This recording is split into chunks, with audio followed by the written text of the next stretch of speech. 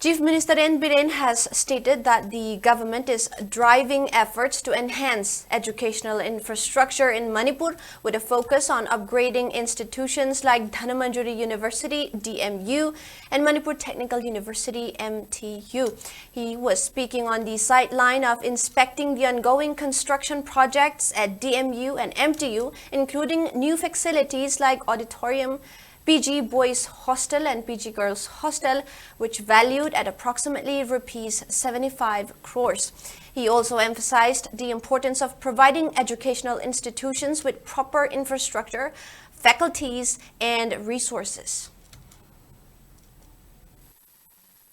University infrastructure, adagi magi kano sing apagi waza sing, faculty, professor sing, lady staff sing khara kare haka ticket lamo thamba watam thamba matuka adugi ni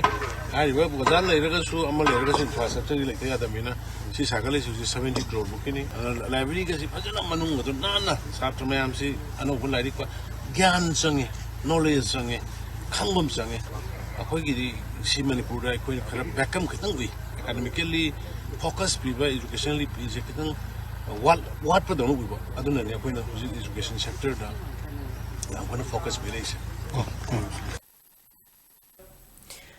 Education Minister Thaunaujam Basantakumar Singh, who took part in the inspection, asserted that government schools have become relatively better since the launch of the School Bhagat Hansi Mission and College Bhagat Hansi Mission initiatives. He also emphasized the government's commitment to further improving the education sector, aiming to reduce the trend of students seeking educational opportunities outside the state. Infrastructure se koi challenging way bakra koi Manipur se aduna yamna hoji school yoro natra college yoro yam pai khale hoji anobo building yam sara sigi sisu koi gi adumba center dagi fund se PM divine dagi lawra